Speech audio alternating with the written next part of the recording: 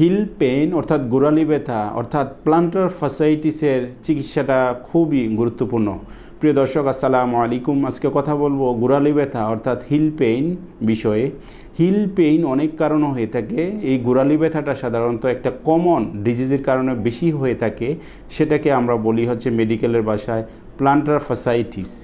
এই প্লান্টার ফাসাইটিসের রোগের উপসর্গগুলো কী কী? রোগীরা এসে বলে যে আমার গোড়ালিতে ব্যথা, হিলে ব্যথা হয়, এবং এই ব্যথাটার প্যাটার্নটা থাকে হচ্ছে পেইনটা সকালবেলা যখন ঘুম থেকে উঠি তখন ব্যথাটা বেড়ে যায়, এবং এই পেইনটা যখন গোড়ালিটা আপনার ফ্লোরে টাচ করে হাঁটতে যায় তখন এই গোড়ালিতে ব্যথাটা অনেক বেশি বেড়ে যায়।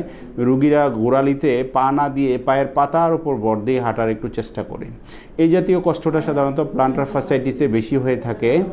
এই প্লান্টার ফাসাইটিসটা একটা নির্দিষ্ট এইজে বেশি হয়ে থাকে। প্রিয় দর্শক, 25 থেকে 65 বছর বয়সে এই প্লান্টার ফাসাইটিসটা বেশি হয়ে থাকে, এবং ছেলে এবং মেয়ে দুজনেরই হয়, তবে মহিলাদের মেয়েদের এই ডিজিজটা বেশি হয়ে থাকে পুরুষের চেয়ে প্রায় দ্বিগুণ।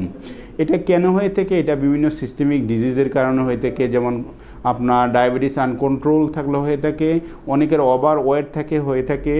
বিশেষ করে আমাদের যে কাফ মাসেল আছে, কাফ মাসেল, এই কাফ মাসেলটা এখানে থাকে প্রিয় দর্শক। এই যে পায়ের পিছনে কাফ মাসেলটা থাকে, এই পিছনের দিকে কাফ মাসেলটা থাকে, এই যে এখানে কাফ মাসেলটা থাকে হাঁটুর নিচে, এই পায়ের পিছনে কাফ মাসেলটা থাকে। এই কাফ মাসেল যদি টাইট থাকে,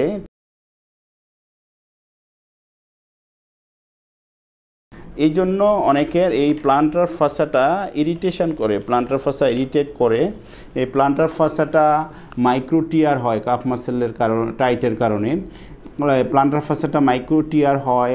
অনেক সময় এটা স্ট্রেইন হয়ে এটা ইরিটেট হয়ে এক সময় একটা প্লান্টার ফাসাইটিস ইনফ্লামেশন প্রদাহ হয়ে এই প্রবলেমটা তৈরি করে থাকে। এই জাতীয় প্রবলেমগুলোতে আমাদের টিবিয়ালিস পোস্টেরিয়র একটা মাসেল থাকে, এটা দুর্বল হয়ে যায়, এবং আপনার দেখা যাচ্ছে সাবটেলার জয়েন্ট আমাদের থাকে হিলে, এই সাবটেলার জয়েন্টে প্রবলেম তৈরি করে। এই জাতীয় কষ্টগুলো যদি হয়ে থাকে এই গোড়ালি ব্যথায়, তাহলে এটার চিকিৎসা আপনারা ঘরোয়া চিকিৎসা করে দেখতে পারেন আপাতত। যে বা আপনার লাইফস্টাইলটা মডিফিকেশান করতে পারেন, যেমন ডায়াবেটিসটা কন্ট্রোল না থাকলে কন্ট্রোলে আনতে পারেন, ওজন বেশি থাকলে ওজনটা আপনার কমানোর ব্যবস্থা করতে পারেন। আপনারা দেখা যাচ্ছে যে বাসায় একটু কুসুম গরম ঠান্ডা পানি সেঁক নিতে পারেন, দুপুরবেলায় একটু আইস রোলিং করতে পারেন। হিলের নিচে হিল কুশন পাওয়া যায়, জুতার সাথে অ্যাডজাস্ট করে পরা যায়, সেটা আপনি পরে চেষ্টা করতে পারেন। প্রিয় দর্শক, তারপর যদি ব্যথা না কমে তাহলে আপনি একজন ফিজিওথেরাপি বিশেষজ্ঞর পরামর্শ নিতে পারেন। এই জাতীয় হিল পেইন, গোড়ালি ব্যথাগুলা আধুনিক চিকিৎসা এখন ফিজিওথেরাপির মাধ্যমেই করা সম্ভব।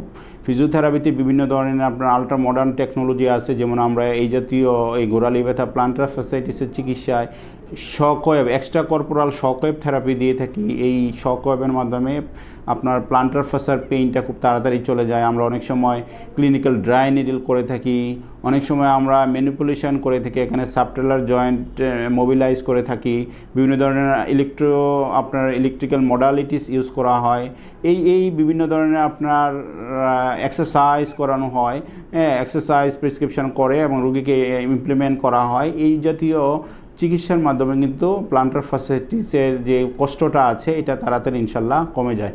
প্রিয় দর্শক, আমার এই ভিডিওটি দেখার জন্য আপনাদেরকে অসংখ্য ধন্যবাদ জানাচ্ছি।